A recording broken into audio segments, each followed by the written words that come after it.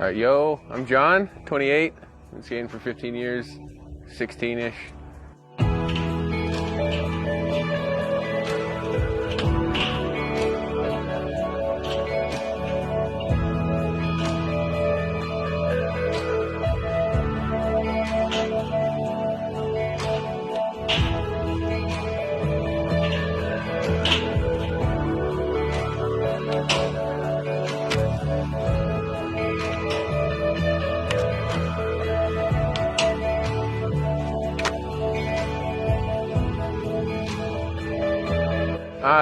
I was born in Weatherford, grew up in Springtown, like kind of moved around a little bit to other states, but it was like mainly Texas. My dad gave me a PlayStation 2, Tony Hawk Pro Skater 3 and 4, and I played the other, like the 1 and 2, but it was like a game at that point. It was basically like Monster Trucks or something, you know, like Smash Bros or something. You know, it's just something to do. And then I got Tony Hawk Pro Skater 3 and 4, and it was like, oh, this is like, I'm like into this. And then my friend across the street had a board, and so it was like, all right, cool. I got the little Kmart board before Walmart. Kmart board that was like this big, like $8, and I got a full-size Kmart board, and like, you know, kind of went through the gambit of trying to find the good boards and stuff like that. So it was Tony Hawk. Thank you, Tony Hawk. First actual board, because like I had the Kmart board, and then I got a Walmart board, and then I got Oshman's before it turned into Academy, and I found my uncle's old CCS magazine. And I was like, oh, sick, I can go through here and circle all this stuff and like find what I want. So that's how I got my first actual board. I ordered a Paul Rodriguez Plan B with mob grip. I gripped it myself. There's blood stains all over it because I didn't know how to do it. And then, and then from then on, like I just circled the graphics I liked. I didn't know sizes until I went to Fast Forward for my first time, like the first actual skate shop. And they were like, what size board do you run? Size? Oh man, I don't know about sizes. So that was like my first actual board, Paul Rodriguez Plan B. So hyped I gripped it myself. Ronnie Mullen, for sure, because like that dude was doing stuff he was inspiring vert skaters to do airwalks, and like he was inspired by vert skaters to do airwalks, and then he would do finger flips, and then that would like cross-pollinate the inspiration. So day one, Chris Cole, because like I was like heavy into Zero. Brian Herman, and then we can go on like all the tech dudes like Mark Johnson, Louis Barletta. Oh man, the list goes on and on. Eli Silva, like his front side airs are gorgeous. My favorite flat ground tricks, like fakie flip, always feels so good.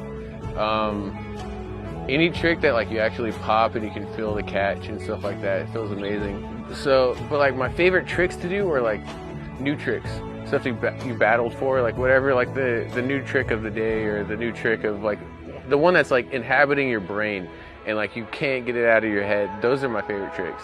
And then you get it, and then you're like, oh yes, and then you can drill that trick, and then you have it down, and then you can do it in lines. Oh man, there's so much. Just literally the feeling of just rolling on concrete, whatever the ground is, just rolling around. Just the feeling of that. There's no one telling you when to go skate. There's no one telling you how far to skate. There's no one telling you what tricks to do. Whenever I first started, it was a lot of tough love. Like, oh, you can't drop in. It's like, yeah, it's my first time to a skate park. Like, why is your shoe torn up? Because I skate in front of my house, dude. Oh, you're a poser. It's like, I'm trying to learn. So like now it's like we see people at the skate park, and like sometimes it is unsolicited advice where we just kind of jump into helping someone, but that's because we don't want to see them eat shit, and you know, we could have used that help whenever we were younger. So that's probably my favorite thing. It's this it's growing to be more encompassing and like inclusive, and like pulling everyone in. And not so much like, oh, you're different, go away. It's like, yeah, we're all different. Like, that's the beauty of life, is like just hanging around with people with different perspectives and different lifestyles, and you can learn so much from people that you wouldn't have thought that you could learn from. And just always keep an open mind. And that's what skateboarding showed me the hard way, is to always keep an open mind. Like, this trick might not work, so you can train, I don't know, you can do these other things, and like then that trick works. Or sometimes it like, I don't know, skateboarding produces the unexplainable feeling of joy, and music is the only other thing that's like been that for me, where you can work on something and then you get it down, and then it's like you mowed the lawn and it looks great. You're like, I did that thing, I did it. The accomplishment. I'm getting goosebumps. So for the longest time I didn't know size, so I was just like skating whatever, and then narrowed it down to like 7 to 8, because I was just like, I'm not a big dude, so I have kind of a small frame. I'm like 5'8" on a good day with really thick shoes. So it was like I was skating a 7.8 for the longest time, and then went up to an 8.1 Mark Sugiu Habitat board, and I loved it, and then went up to an 8.25. It was a crooked Mike Henderson, and I was like, oh, this shape is amazing. So from then on, I was just like 8.2s. I would dabble with 8.3s, 149 Thunders, bushings. I changed those out for the Bones mediums, the yellow ones, and then Lucy boy. Mob grip usually. I like shake jump, but mob grip. If you get clear grip, don't get mob. Sorry, mob. Your clear grip isn't the best. Pimp grip. That's where it's at. Black Magic. No, Black Widow. Yes. Sorry.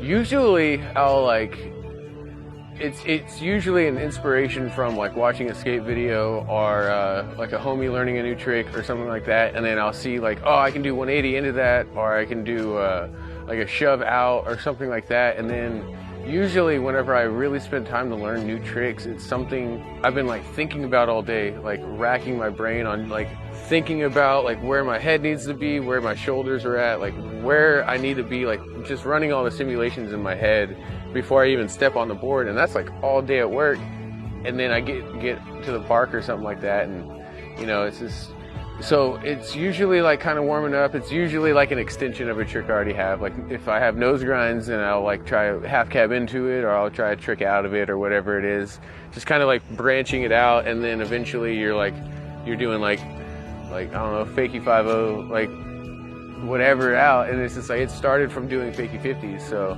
it's just it's an ever-growing thing. If you can't do heel flips, try kick flips. If you can't do those, try varial flips. If you can't do those, try it switch. You never know what's going to happen. Like you never know what's going to work. So just try everything. Really all about what you want to do. Wax, love it. Curb Candy, hook me up, dude. Curb Candy, the best wax out there. So like $1.29 a Q Skate Shop. Dude, it's the best. You can put it in your pocket. I literally have some in my pocket right now. It's the best.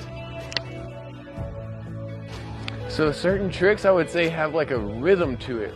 So like whenever you go to, like, say you're doing a front 50 or something like that, you're riding, you crouch, you pop, you let your weight down again on the ledge, and then you're sinking down, you stand up, and then that's whenever you're popping out. So that's the rhythm. There's certain rhythms for certain tricks. So like if you're doing a front tail and you want to hold it a long time, your weight's up, you crouch down to ollie, you pop, you let up, you land, you suck in, and then as you're standing back up, you use that to flip out or whatever. But if you want to do a longer tail slide, you have to find that rhythm, and like, so you pop in, you land, you kind of stand up, you suck in, you go up again, and then you suck in again for a longer slide, and then as you're coming back up, that's whenever you pop out. And for like nose grinds and stuff like that, you use the rebound. So you're locked in on a backside nose grind, my favorite trick probably, as you can tell. You're locked in on a backside nose grind, and your bushing wants to do that. It wants to go back to normal. So you use that motion to propel yourself out of the trick.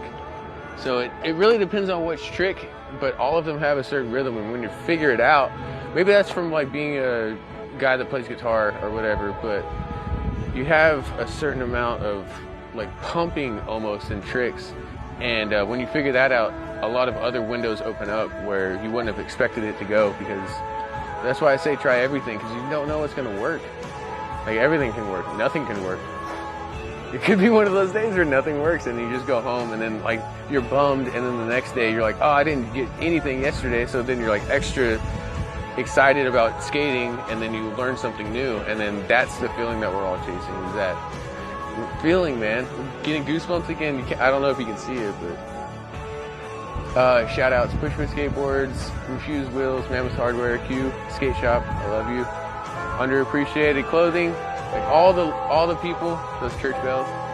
I just want to thank skateboarding, everyone, whether you're like whether you're a homie or like someone that isn't gonna like mess with us, like it doesn't matter. Like just skateboarding, everyone's awesome. Like the amount of overpouring in skateboarding, like it's almost an oversaturation, but I don't want to think of it like that because that's almost famine mentality, where you think of it like there's too many of us and there's not enough to go around, and the pie keeps getting smaller because all these local brands. But it's like, yeah, all of your favorite brands started off as a small company. I don't know, just skateboarding is so rad. Life is pretty rad too.